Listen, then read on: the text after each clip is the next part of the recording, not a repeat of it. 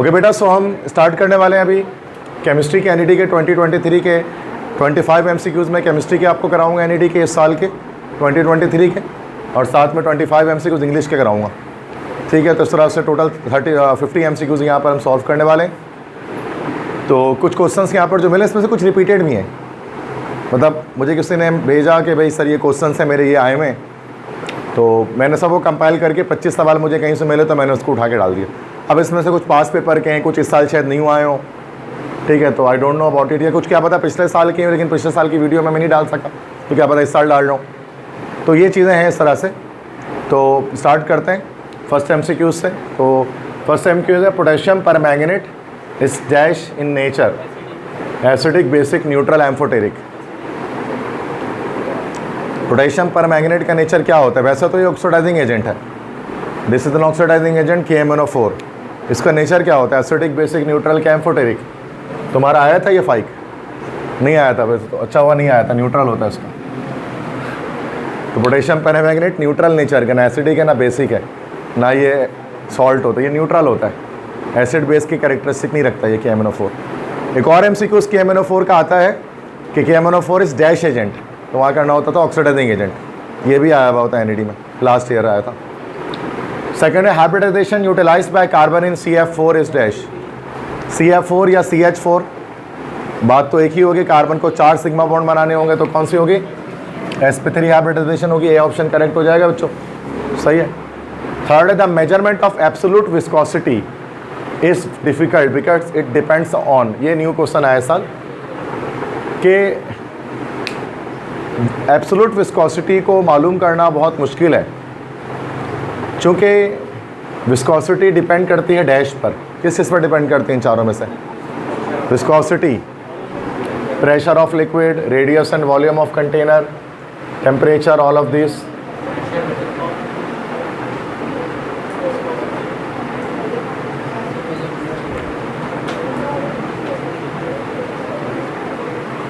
Viscosity का मतलब होता है resistance to flow in liquid, first year chapter 2।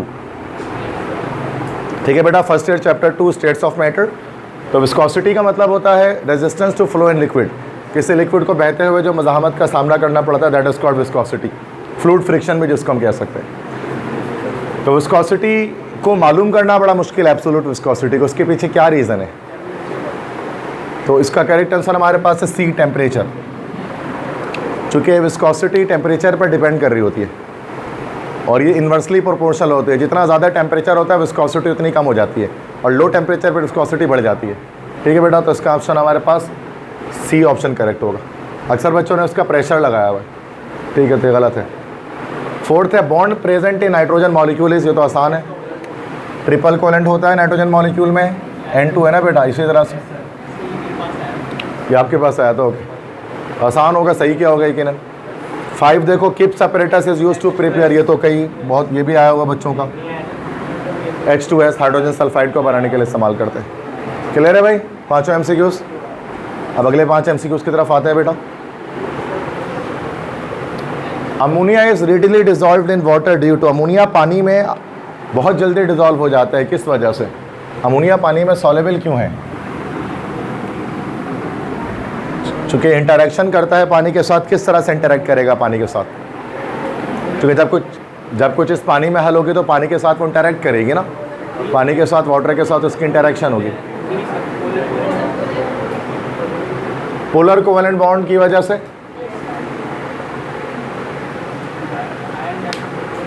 देखो अल्लाह के बंदो, देखो समझो, जब कोई चीज़ डिजॉल्व हो रही होती है ना, तो उसके अंदर इंट्रामोलिकुलर फोर्स का कोई काम आम नहीं होता है। इंट्रामोलिकुलर फोर्स सॉल्युबिलिटी में मदद देती है। इंट्रामोलिकुलर फोर्स की वजह से सॉल्युबिलिटी होती है, इंट्रामोलिकुलर फोर्स की वजह से नहीं होती है। तो इसका आंसर हमारे पास है सी, हाइड्रोजन बॉन्ड। हाइड्रोजन बॉन्ड की वजह से ये पानी में हल हो रहा होता है, दैट्स इट।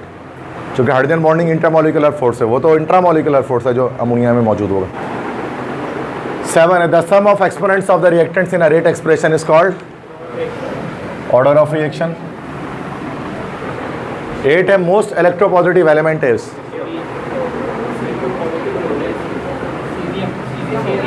सबसे ज़्यादा इलेक्ट्रोपॉजिटिव कौन सा है? सीजियम है ना भाई, caesium is the most electropositive element, सबसे ज़्यादा इलेक्ट्रोपॉजिटिव, सबसे ज़्यादा मेटेलिक कैरेक्टरिस्टिक है, और सबसे ज़्यादा इलेक्ट्रोपॉजिटिव है, सबसे लीस्ट इलेक्ट्रोनेगेटिव भी हो गया हमारे पास ये। और हाइड्रेशन एनर्जी सीजियम की सबसे कम हो गई तमाम अल्कली मेटल्स के अंदर, because of its larger size. जितना बड़ा साइज होगा उतनी कम हाइड्रेशन एनर्जी हमारे पास आएगी। सही है, इसी लीस्ट। और जब बच्चे गूगल करते तो उसमें अलग आंसर आ रहा होता है कि सर ये वो पीरियड्स के लिहाज से बता रहा होता है। मतलब हर चीज़ का आंसर आप गूगल से नहीं निकाल सकते, चूँकि हमारे पास MCQs है, इसमें 4 ऑप्शंस के लिहाज से आपको बताना है। अगर आप डायरेक्ट लिख दोगे बताओ हाईएस्ट इलेक्ट्रोपॉजिटिविटी किसकी है, तो वो तो अपने लिहाज से पूरे प्रोडक्ट टेबल से ढूंढ के बता देगा, उन 4 ऑप्शंस को कंपेयर करके नहीं बता रहा होगा। ठीक है ना। 9th है most abundant element of 3A group, boron family में। एल्यूमिनियम मोस्ट अबंडेंट मेटल होता है और एलिमेंट भी सबसे ज़्यादा अबंडेंट ये तमाम 3A ग्रुप में। 10 है noble gases with weakest van der Waals forces. Van der वाल फोर्स आपको पता है लंडन फोर्सेस, तो लंडन फोर्सेस या dispersion forces, that is van der Waals forces, week attractive forces. तो जितना बड़ा एटम होता है उतनी ज़्यादा स्ट्रॉन्गर जो है वो आपकी वैन डर वाल फोर्सेस होती हैं। छोटे एटम होने चाहिए, तो छोटा एटम क्या हो गया, हीलियम। तो हीलियम की हमारे पास वीकेस्ट वैन डर वाल फोर्स होगी। जितना छोटा एटम होगा उतना ज़्यादा स्ट्रॉन्ग वैन डर वाल फोर्स होगी, उतने ज़्यादा स्ट्रॉन्ग लंडन फोर्सेस होंगी, उतने स्ट्रॉन्ग डिस्पर्जन फोर्सेस होंगी। तो मैंने बताया था ना क्लासों में आपको कि लाइक एक तो लेंथ, मॉलिक्यूल की लेंथ ज़्यादा होगी तो लंडन फोर्सेस ज़्यादा होती हैं, और एटम्स का जो एटॉमिक रेडियस है वो ज़्यादा होने पर भी जो है वो लंडन फोर्सेस जो है वो स्ट्रॉन्ग हो जाती हैं। And London forces are the weakest intermolecular forces और weakest van der Waals forces. तो वैन डर वाल फोर्सेस तो वीक भी होते हैं, स्ट्रॉन्ग भी होती हैं। जो स्ट्रॉन्ग है वो हाइड्रोजन बॉन्ड है, और जो वीक है वो डायपोल है, और ये आपका लंडन फोर्सेस है। ठीक है, समझ में आगे 5 MCQs, अगले 5। The intermediate product form when ethane reacts with sulphuric acid in boiling water is dash.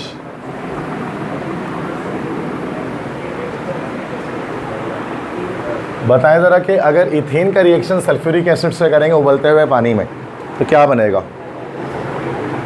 Substitution हो जाएगी ना बेटा, याद है ना। देखो ये हमारे पास इथेन है,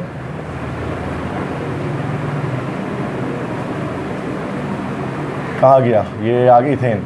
इसके बाद ये हमारा क्या आ गया, सल्फ्यूरिक एसिड आ गया। तो यहाँ पर हमारा एक हाइड्रोजन निकल जाएगा, इसकी जगह पर हमारा एक HSO4 चला जाएगा। सही है। तो वैसे ही हमारे पास सब्स्टिट्यूशन होनी तो चाहिए, लेकिन मेरे लिहाज से यहाँ पर शायद इथेन नहीं होगा। किसी बच्चे ने मुझे गलत बताया, इथीन होना चाहिए, क्योंकि इथेन तो जाहिर सी बात है सिर्फ हैलोजिनेशन ही कर रहा होता और तो कुछ करता है नहीं। ये इथेन तो नहीं करेगा। हाँ, ये इथीन होगा तो सेंस क्लियर होगा। जैसे अगर ये इथीन है ना बेटा, अब क्या होगा, अभी एडिशन रिएक्शन पॉसिबिलिटी है। अब ये सेकेंड ईयर में आपने चैप्टर 7 के अंदर इथीन की केमिकल प्रॉपर्टी के अंदर आपने सल्फ्यूरिक एसिड की एडिशन पढ़ी हुई इथीन के साथ, ये आपको आता है। तो मुझे सवाल गलत बताया गया, तो यहाँ पर इथीन होना चाहिए। ठीक है, तो बच्चे तो याद करके आते हैं ना, तो वो कुछ भी आगे पीछे थोड़ा सा बता देते हैं। तो वो पेज में जो शीट आपको दी जाती है NED में, वो आपसे ले लेते हैं, तो वो फिर आप लेकर नहीं जा पाते हैं। सही है, तो सबसे ही ले ली गई होगी वो रफ वर्क वाली शीट। ठीक है, सिस्टम अच्छा है, लेकिन वो NED में जब आप गए ना, तो एक बार जब आप टेस्ट देने जाते हैं ना, तो वो माहौल इतना अच्छा रखते हैं ना कि आपको दिल करता है यार वाकई में यहाँ पढ़ना चाहिए, यहाँ पढ़ना अच्छी चीज़ है। मतलब अच्छा लगता होगा ना, फुल चिल बिल्कुल रूम हो रहा होता है, 16 डिग्री है ना, और बड़े टीचर्स वगैरह बड़े मतलब बेहतर होते हैं, है ना। बाकी सफाई सुथराई वगैरह बहुत सारी चीज़ें NED के अंदर आपको अच्छी लगेंगी। वहाँ की लैब्स, वहाँ की चीज़ें जो कुछ है, क्लासरूम्स, डिपार्टमेंट्स, ठीक है, वो सारी चीज़ें अच्छी हैं। तो दिल करता है यार यहाँ पर एडमिशन लेना चाहिए। तो वो ऐसा होता है, तो लाइक तो अपने तरफ लुभाता है वो, लाइक किसी भी तरह से। तो बहुत अच्छी यूनिवर्सिटी है। अब बाकी किसी और जगह गवर्नमेंट में आप जाओगे तो आपको ऐसा माहौल नहीं मिलेगा जो आपको NED में मिल रहा होता है इंजीनियरिंग के अंदर। ठीक है, बाकी मेडिकल के अंदर तो डाव भी बहुत खूबसूरत ही है। ओके, सो जब हम यहाँ बात करेंगे तो यहाँ पर हम पाई बॉन्ड जब ब्रेक करेंगे बेटा, तो इधर पर बॉन्ड टूटेगा, तो इधर पर एक तरफ H और एक तरफ HSO4 आएगा।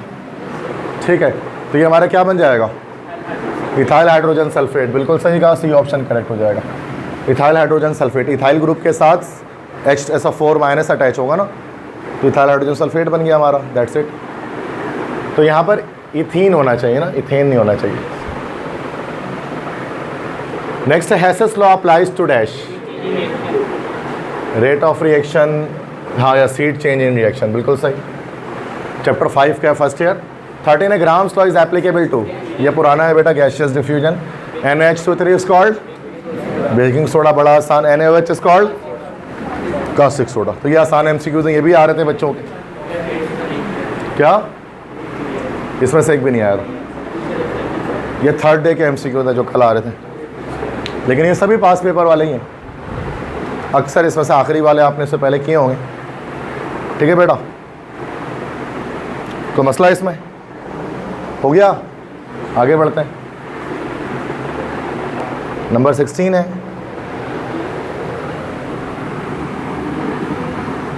if force applied on a container containing a gas and its volume is reduced to half, then its temperature will be, कह ले कि वॉल्यूम उसका जो है वो हाफ हो गया है, तो टेम्परेचर क्या हो जाएगा?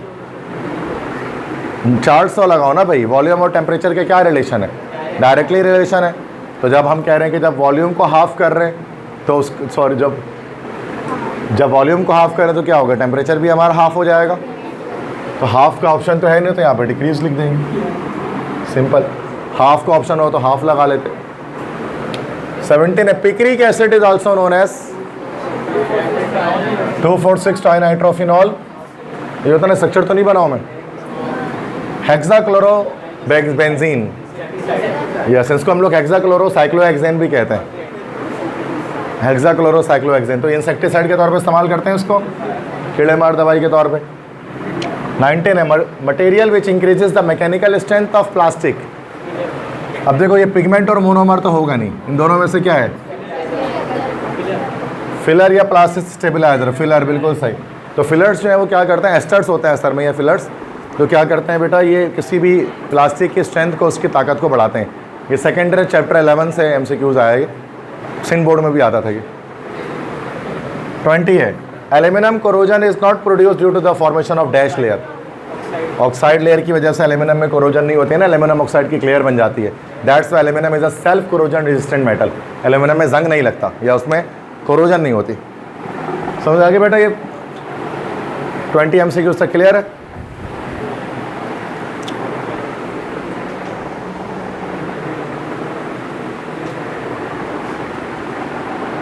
ओके, MCQs 21 है। Polyhydroxy ketone and aldehyde are dash. क्या होते हैं ये? कार्बोहाइड्रेट होते हैं, बिल्कुल सही है option. Formula of magnesium bromide is MgBr2 हो जाएगा, चूंकि +2 -1 वैलेंसी चेंज हो जाएगी। This is magnesium bromide. 23 interstitial hydrides are also known as metallic hydrides, A option. 24 है, functional group in oil and fats is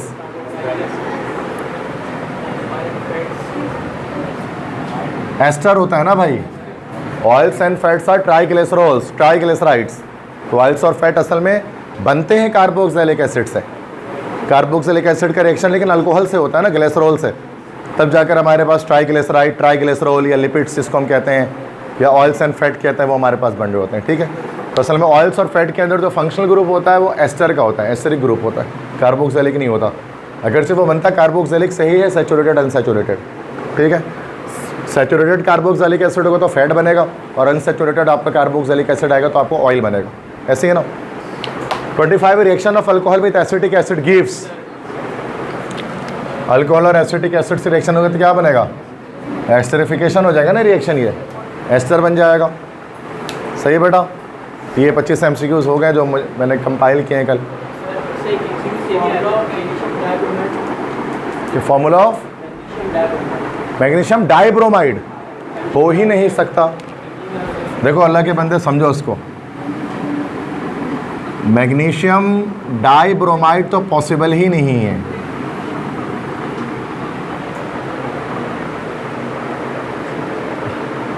magnesium dibromide किस तरह से हो सकता है? देखो डाई जो है ना, डाई तो हमेशा लगता है कोवेलेंट कंपाउंड में।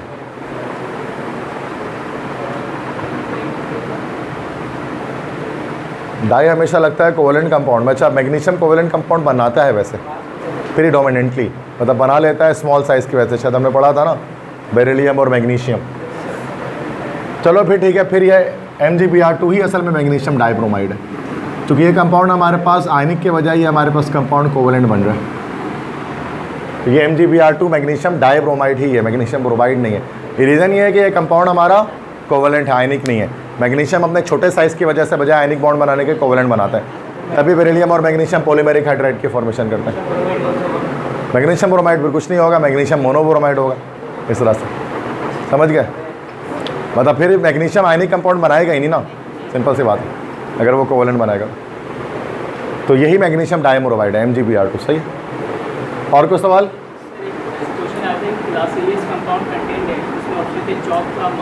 Which compound? Class serious, spelling बताएं।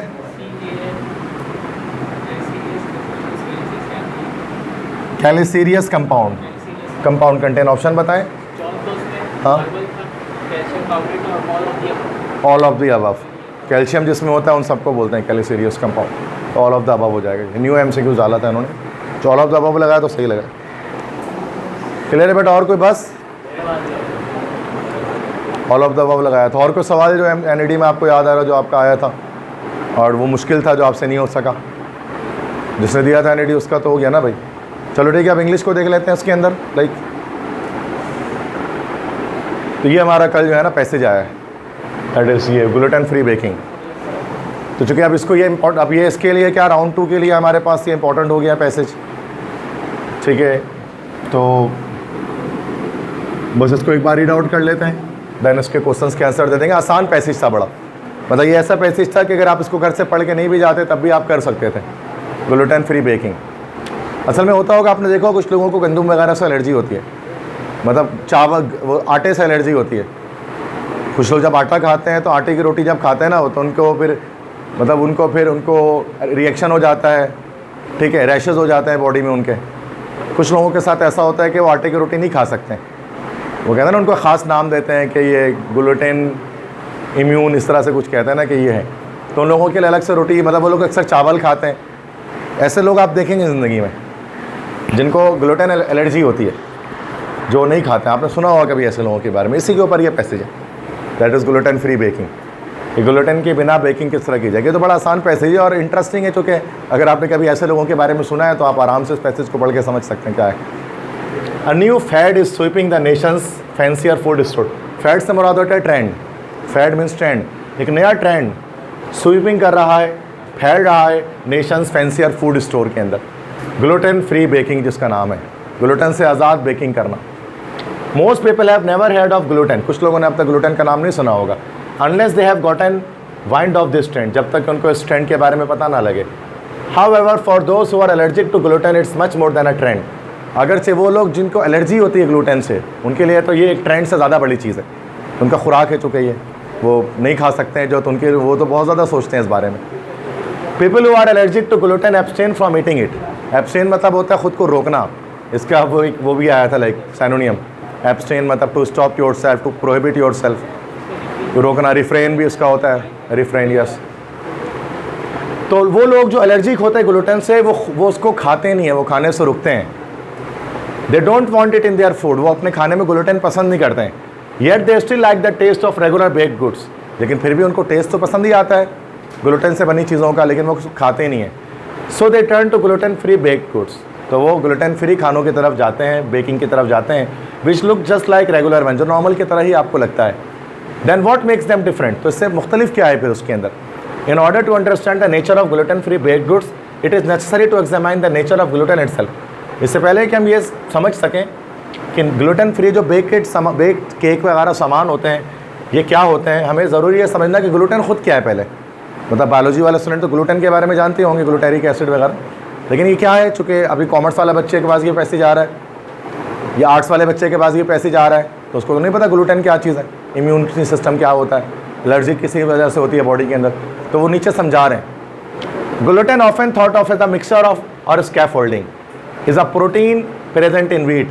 ग्लूटेन असल में एक मैट्रिक्स है, एक कॉम्प्लेक्स स्ट्रक्चर है, क्योंकि प्रोटीन का स्ट्रक्चर सारे कॉम्प्लेक्स होता है बहुत ज़्यादा। एक मैट्रिक्स है, मैट्रिक्स मतलब एक बड़ा कॉम्प्लेक्स स्ट्रक्चर या स्कैफोल्डिंग भी उसको हम कह सकते हैं। एक प्रोटीन है जो गंदम में मौजूद होता है, व्हीट में मौजूद होता है।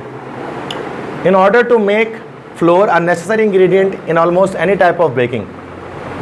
आटा बनाने के लिए गंदम को इस्तेमाल किया जाता है, ठीक है, और एक नेसेसरी इंग्रेडिएंट है, अज्जा होता है, हर तरह की बेकिंग के अंदर आटा इस्तेमाल किया जाता है। One must grind up wheat, और हमें क्या करना पड़ता है आटा बनाने के लिए, पीसना पड़ता है गंदम को। But when wheat is ground into floor, लेकिन जब आटे को गंदम को पीसकर आटा बनाया जाता है, द ग्लूटेन डजंट डिसअपीयर, तो ग्लूटेन तो गायब नहीं होता, उसका वो उसी के अंदर रहता है, इट इज स्टिल देयर, वो वहाँ रहता है। So the challenge lies in the removal of gluten from wheat flour. और चैलेंज क्या होता है बेटा कि किस तरह से हम ग्लूटेन को रिमूव करें आटे के अंदर से, क्योंकि वो तो उसमें मिक्स हुआ हुआ है। अब जो ग्लूटेन से एलर्जिक लोग हैं वो तो उसको नहीं खा सकते। अनफॉर्चुनेटली, बदकिस्मती से NED के पैसे जैसे ही होते हैं भाई, लगता है कि पूरा चैप्टर लिख दिया उन्होंने, पूरा पैसेज आया था कंप्लीट, बस लास्ट पैराग्राफ नहीं था। ओके, बस यहाँ तक था पैसेज, इसके बाद ये नहीं था, so that was easy, right. Okay, तो हम यहीं तक पढ़ लेते हैं। Unfortunately it is impossible to remove gluten from wheat. बदकिस्मती से ये नामुमकिन है कि हम गंदम से ग्लूटेन को अलग कर सकें। बट डोंट डिस्पेयर, लेकिन मायूस मत हो। डिस्पेयर मतलब होता है मायूस होना, लेकिन मायूस मत हो। Many substitutes of floor exist, आटे के बहुत से मुतबादिल हमारे पास मौजूद हैं। And since these aren't made of wheat they do not contain gluten, और चूँकि आटे के जो सब्स्टिट्यूट हैं वो गंदम से नहीं बनते तो उनमें ग्लूटेन भी नहीं होता। दीज सब्स्टिट्यूट्स इंक्लूड, इन मुतबादिल चीज़ों में क्या है बेटा, राइस, चावल, मेज़ है, मकई, ये टेपियोका एंड मोर, ये कुछ चीज़ें खाने वाने के नाम होंगे। Flax meal a very nutritious grain, flax meal एक नाम है जो एक बड़ा न्यूट्रिशियस ग्रेन है, ग़िज़ायत देता है। क्या होता है फ्लेक्स मील, ये होगा कुछ, ठीक है, तब मुझे क्या पता, तो अब याद रखें कि फ्लेक्स मील लिखा हुआ है, पैसेज के आंसर्स क्वेश्चंस आएंगे तो हमें पता लगेगा ना। तो फ्लेक्स मील एक बहुत न्यूट्रिशियस ग्रेन है, can be use in a similar way as flour, आटे की तरह उसको इस्तेमाल किया जाता है। Though it has the larger particle, इसके लेकिन पार्टिकल बड़े बड़े होते हैं फ्लेक्स मील के। Even beans can be ground up to make bean flour, यहाँ तक कि बीन्स को, बीन्स होता है ना, लोबिया बीन्स वगैरह, उनको भी पीस कर जो है वो आटा बनाया जा सकता है। बीन्स को पीस कर, चने के जैसे सत्तू वगैरह बनाते हैं, चने का ग्राम फ्लोर वगैरह देखा होगा आपने, तो to make flour also known as soya flour. अच्छा, बीन्स को जब हम पीसते हैं तो बीन फ्लोर बनाते हैं, उसको सोया फ्लोर कहा जाता है। सोया बीन्स होता है ना, सोयाबीन जिसको कहते हैं, तो उसका भी आटा बन सकता है। Oats are yet another grain, oat मतलब ओट्स है ना, जौ जिसको हम कहते हैं, ओट मिल जो कहलाता है ना, दलिया, ठीक है। Oats are yet another grain that can be ground into flour, oat का भी आटा बनाया जा सकता है, जौ की रोटी जिसको हम लोग बोलते हैं, ठीक है, into flour. These flours do not contain gluten, इनमें ग्लूटेन नहीं होता, and are therefore suitable to make gluten free flour, इससे हम ग्लूटेन फ्री फ्लोर बना सकते हैं। But while there are many good substitutes, लेकिन चूँकि बहुत सारे सब्स्टिट्यूट्स हैं, it is still important to be cautious, लेकिन हमें मोहतात रहना पड़ेगा। Some grains are closely related to wheat, कुछ अनाज ऐसे हैं जो व्हीट के साथ मुंसलिक हैं, and therefore also contain gluten, उनमें ग्लूटेन भी होता है। Rye is an example of grain, rye, इसको राई का पहाड़ बोलते हैं ना, राई का पहाड़ बनाना, तो राई भी असल में एक अनाज है। देखा होगा राई, आपके घर में क्या बोलते हैं हम लोग राई को, खसखाश, खसखाश बोलते हैं ना हम लोग, तो खसखाश बोलते हैं। राई इंग्लिश में कहा जाता है, नॉर्मली उर्दू में राई भी कहते हैं उसको, छोटे छोटे पार्टिकल होते हैं। तो rye is an example of a grain which genetically speaking is similar to wheat to be use in gluten free baking. Rye एक एग्जाम्पल है ग्रेन की which genetically speaking is too similar to wheat to be use in gluten free baking. मतलब rye जो है ना, वो गंदम तो नहीं है, वो अलग एक अनाज है, लेकिन उसके अंदर भी ग्लूटेन होता है, तो उसका आटा नहीं बनाया जा सकता। मतलब ऐसा नहीं कि मतलब और भी चीज़ें हैं जिनका आटा नहीं बन सकता, जैसे कि राई का नहीं बन सकता। तो यहीं तक पैसेज था, उसके बाद आगे नहीं था, डायरेक्ट क्वेश्चंस आ गए थे, ठीक है। हम आगे पैसेज नहीं पढ़ते हैं फिर, क्योंकि जब आप इंटरनेट से निकालोगे तो और पैसेज भी आपको, ये आगे एक पैराग्राफ और मिलेगा, तो ये इतना सब और पैराग्राफ मिलेगा आपको, लेकिन ये सब नहीं आया था तो हम ये सब नहीं पढ़ते हैं, ठीक है। ये क्वेश्चन आया था, एब्सटेन, पैराग्राफ 2 में एक वर्ड एब्सटेन लिखा हुआ है। एब्सटेन मतलब होता है खुद को रोकना, खुद को बचाना किसी चीज़ से। नहीं, इसका स्टॉप नहीं, स्टॉप लगाना नहीं, तो इसका रिफ्रेन लगेगा, ये ऑप्शन। बिकॉज स्टॉप, रिफ्रेन का मतलब होता है खुद को रोक देना किसी चीज़ से स्लोली।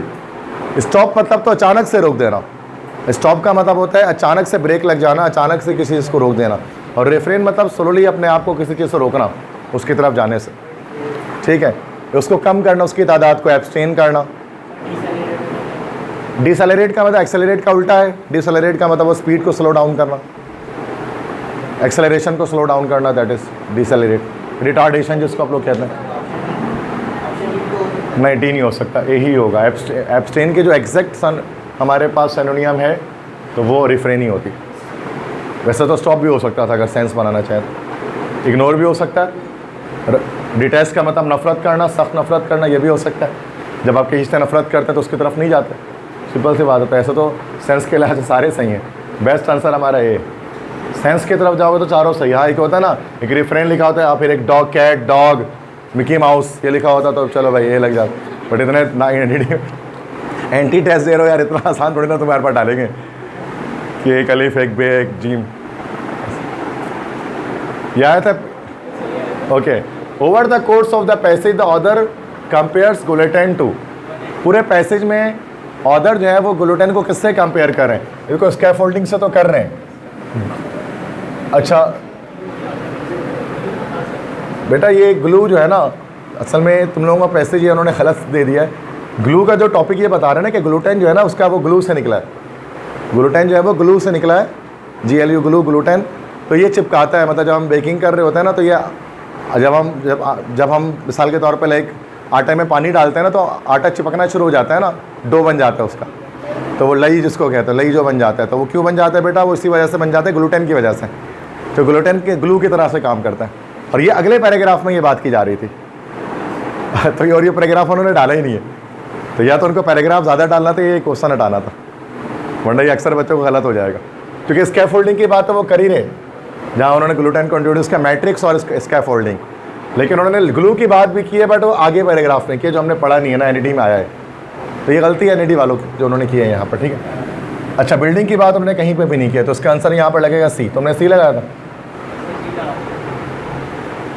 अच्छा, सिर्फ 2 ओनली? नहीं, यहाँ पर इसका C होगा। स्कैफोल्डिंग भी तो कह रहे हैं ना, पीछे आप करोगे तो आपको दिख जाएगा ना। ये देखो ना, सेकंड पर gluten often thought of the matrix और स्कैफोल्डिंग। हाँ, तो दैट सी बात है, वो तो इतना दिया फिर भी इतना ज़्यादा हो रहा है। और ग्लू की बात आगे आना यहाँ पर कहीं करेंगे।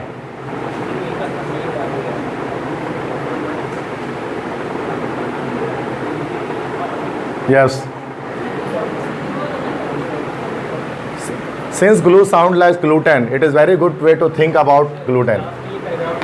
अच्छा, ये पैराग्राफ आया हुआ था तो हाँ वही तो कह रहा हूँ, वरना वो गलती थोड़ी ना करेंगे ये। तो ये उसमें ये पैराग्राफ उन्होंने एंड में डाला था ना, to form a matrix we need the ingredients to stick together, this will ensure that they leaven properly by the leavening agent. Leaven मतलब वही होता है लई बनाना, ठीक है। Certain ingredients like binders work like glue similar to gluten, and since glue sounds like gluten, it is also a very good way to think about gluten। Means के like के जो ग्लूटेन है उसको ग्लू की तरह काम करता है, सारे पार्टिकल्स को जोड़ता है, इसलिए इसका परफेक्ट हमारा जो एग्जैक्ट आंसर है वो C है बेटा, 1 और 2। बाकी बिल्डिंग के बारे में बात कहीं नहीं कर रही। ये वाला आया था, यह आया था। ओके, क्या आंसर होगा इसका? ऑथर के मुताबिक ग्लूटेन क्या है बेटा? ग्लूटेन एक प्रोटीन है, सही है। तो मसला ये आया था, ये भी आया था। इन paragraph 6 author tells the floors, ये कैसे आ सकता है? तो ये पैराग्राफ भी था क्या?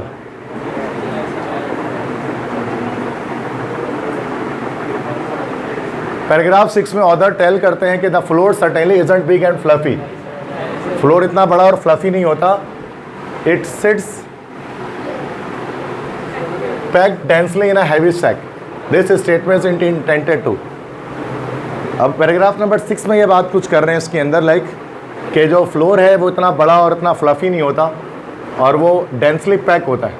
मतलब फ्लोर जो है ना आटे से क्या नहीं आया था ना, ये तो वैसे पैराग्राफ ही नहीं आपका आया, तो हो ही नहीं सकता था आप इसका आंसर तो कभी भी, ठीक है।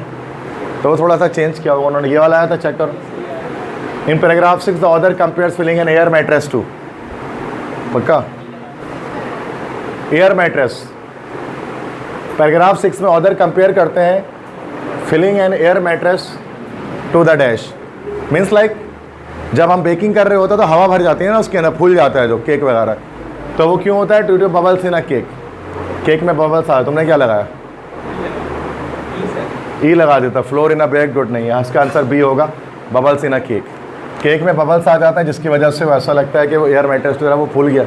देखा होगा केक के अंदर छोटे छोटे बबल्स आते हैं बेकिंग सोडा डालने के बाद जो होता है। ये वाला आया था? नहीं आया था। कोका कोला वाला कुछ नहीं आया था। ठीक है, ओके, छोड़ देते हैं। ये आया था, the other stone can be best described as, तुमने क्या लगाया था इसका? कल ही दिया बेटा, आज भूल गए। मतलब बच्चों के सामने भी होता तो उनको पता नहीं लगता ये आया था, नहीं तो घर आके कैसे याद करके बताएंगे मेरे इंग्लिश में ये आया था। उनको सामने ही नहीं पता लग रहा होता ये आया भी था कि नहीं था। इंग्लिश का पेपर ऐसा होता। तो the other stone can be best described as matter of fact, enthusiastic, sarcastic, annoyed, fanatical. नहीं, एंथुजियास्टिक। ये जोशीले अंदाज में ये बता रहे हैं कि जो है वो इसके बारे में क्या जो है वो ग्लूटेन फ्री बेकिंग के बारे में कि उसको अप्लाई करना चाहिए, उसको यूज़ करना चाहिए ताकि वो लोग जो एलर्जिक टू वीट हैं उनको भी केक वगैरह खाने का, पेस्ट्री खाने का मौका मिल सके। अब दूसरों को देकर वो सिर्फ पेट में दर्द ना करें उनके, जाहिर सी बात है। तो उनको भी कुछ खाने को मिले जो गंदुम नहीं खा सकते, जो आटा नहीं खा सकते। सही है, समझ गए? ये तो नहीं आया होगा यकीनन, नहीं आया होगा ना। ये इतना बड़ा ऑप्शन तो नहीं था ना, कोई नहीं था। तुमसे पूछ रहा हूँ, तुम नहीं दिया ना 5। और किसने नहीं दिया गर्ल्स के साइड से ये वाला? नहीं, ठीक है, चलो बस ये कल आया है, ठीक है ना। डन है कि ये कल जो है वो ये आया था, तो अब राउंड 2 में आने के चांसेस हैं। इसका मतलब इसको बस आंसर्स याद कर लेना है बेटा। थोड़ा सा मैं इसलिए समझा दे रहा हूँ कि थोड़ा समझ लो, वरना अक्सर पूरी कराची आंसर ही रट के जाती है इसका। तो आप भी आंसर याद कर लेना, बट फिर भी तरीका तो हमें थोड़ा बहुत पता होना चाहिए ना यार, ये क्यों आंसर आ रहा है। सिंपल सी बात, ठीक है। उसके बाद नेक्स्ट क्वेश्चन अब आते हैं यहाँ पर, जो उसके ग्रामर के क्वेश्चन आए थे। सेंटेंस कंप्लीशन में स्पॉटिंग एरर जो आया था वो देख लेते हैं कल परसों के पेपर में। 9th है dash of doctors, a large number, large amount या लार्ज अमाउंट। इसका ये हो जाएगा ना, लार्ज नंबर ऑफ डॉक्टर्स। जो काउंटेबल है तो अमाउंट के बजाय हम यहाँ पर नंबर कहेंगे। A large number of doctors, आगे कोई सेंटेंस होगा वो मुझे याद नहीं। 10th है, a 17-year-old is not dash to election. Yes, is not old enough to election या फॉर इलेक्शन। 17 साल के एक जो शख्स होता है वो इलेक्शन में वोट नहीं कास्ट कर सकता। Is not old enough for, तो इसको हम enough old, as old enough या इनफ ओल्ड एज नहीं कह सकते। 11 है, she is and dash women extremely pleasant movement. ठीक है, ये ऑप्शन, बाकी आप लगाओगे तो गलत फिट होगा। ठीक है, सेंटेंस कंप्लीशन है सारे जो आए हुए हैं।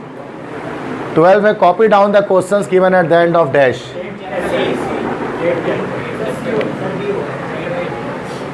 चैप्टर 8 चैप्टर, स्कूल में तो हम कुछ ही बोले थे, असल क्या है? सी है, 8th chapter. Copy down the questions given at the end of 8th chapter.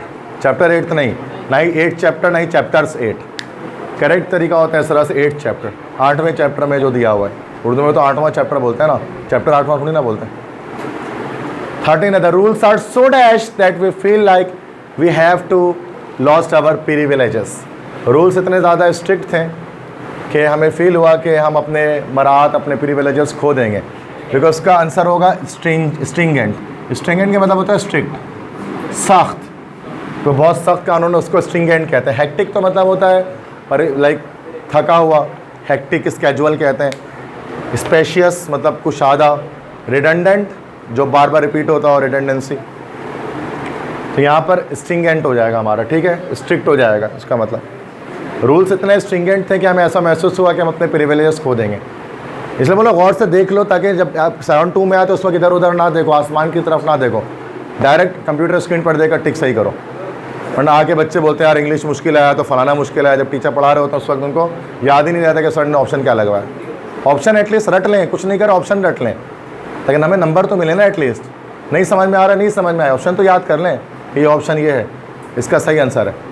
हम कौन सा बोलें कि अंग्रेज़ दान बन जाए बिल्कुल 2 दिन के अंदर। याद तो कर सकते हैं, रट्टा तो 2 क्लास के बच्चे भी लगा सकते हैं इन चीज़ों को। तो आप याद कर लें भाई, कौन बोले आपसे कि आप पूरी ग्रामर के 6 महीने का कोर्स करके आएँ तो फिर आप इसको करें। हमें पता है रिपीट यही होना है, तो उसको याद कर ले, सिंपल सी बात है। ये मैंने पिछली बार भी बोला था। आप 14 है बेटा, स्पॉटिंग एरर है। 4 जगह पर आपको ब्लैंक्स दिख रहा है, कहीं एक पर एरर स्पॉट होगा। The workers who had worked hard on the project were sure to be in, क्या लिखा हुआ, प्रोफाउंड डिसअपॉइंटमेंट। बताएं क्या हो गया इसमें, क्या गलत लग रहा है आपको है?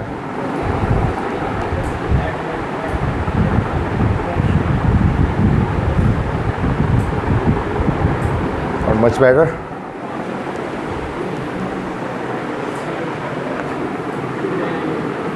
हाँ जी बताएं।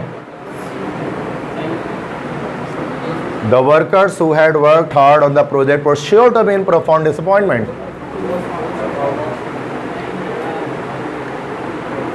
क्या ये आया था किसी का सवाल ये वाला स्पॉटिंग एरर? किसी का भी गलत साइड से भी नहीं आया जिसने टेस्ट दिया?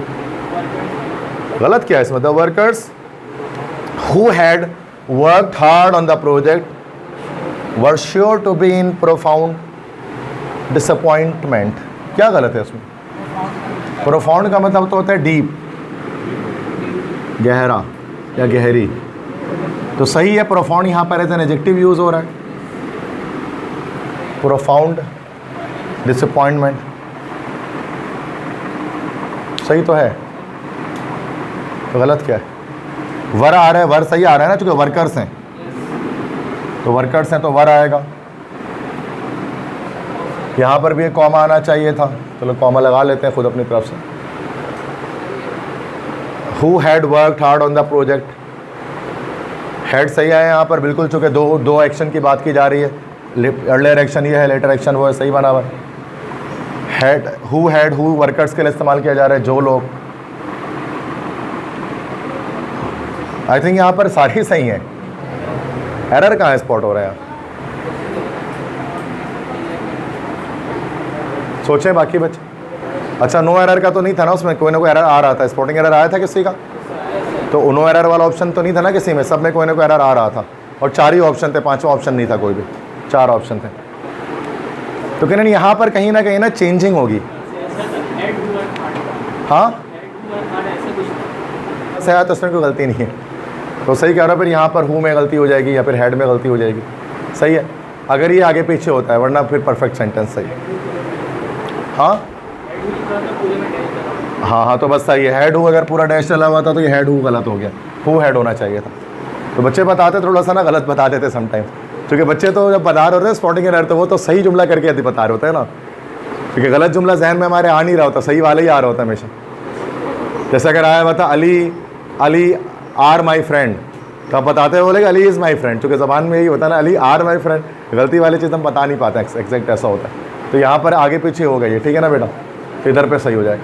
एक और देखो, John Alcock's first complete flight across the Atlantic was an act of great reverence. John Alcock का जो पहला कंप्लीट फ्लाइट था अक्रॉस द अटलांटिक, ये काम था एक बड़े इज्जत वाला, रिवरेंस वाला। एक्ट को यहाँ पर ये हमारा वन वर्ड सब्स्टिट्यूशन है। एक्ट का मतलब क्या होगा यहाँ पर? यस, फीट होगा। फीट मतलब होता है मुजाहरा, ये बड़ा मुजाहरा था, एक्ट था रिवरेंस का, काम था, एक्शन था। 16 the critics dash that the review dash publish in any book of English और अदर लैंग्वेजेस। तकादो ने कहा कि रिव्यू को पब्लिश होना है किसी भी अंग्रेजी की किताब में। देखो दो ब्लैंक्स है ना, 4 ऑप्शन है, क्या होगा? ABCD।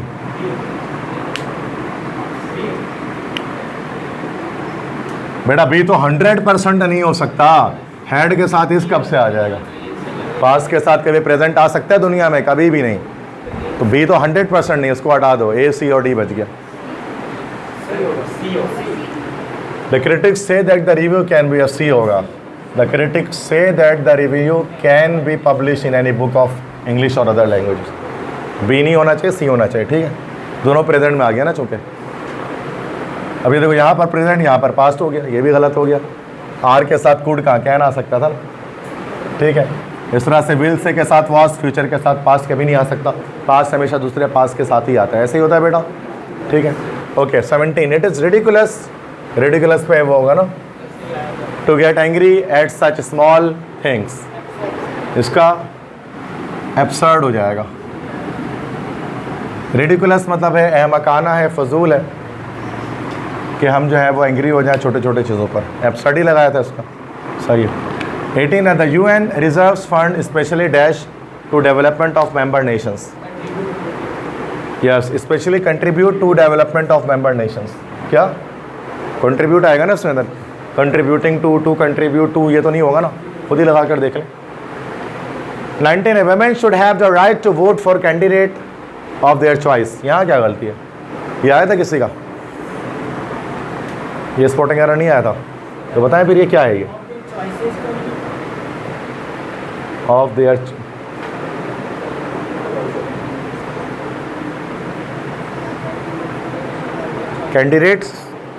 कैंडिडेट्स होना चाहिए फिर, हाँ ना, कैंडिडेट्स होता तो फिर चॉइसेस होता. कैंडिडेट मतलब होता है लाइक नुमाइंदा जो खड़ा होता है, जो उम्मीदवार कहते ना, उम्मीदवार NA 241 से फलाना बंदा उम्मीदवार खड़ा हुआ है MQM की तरफ से, तो कैंडिडेट NA 241 लिखा होता है. तो आप उम्मीदवार होता है ना, उम्मीद से जाते हो कि आपको रख लेंगे, लेकिन रखते नहीं है. ISSB में सबको काट देते हैं. बोलो भाई.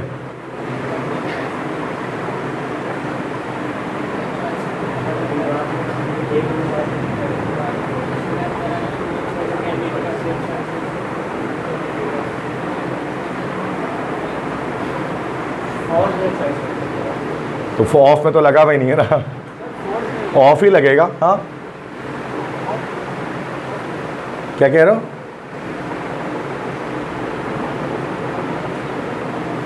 इसमें भी सारे सही लग रहे हैं. कहीं पर गलती करनी पड़ेगी. क्या गलती करें? Vote for the candidate.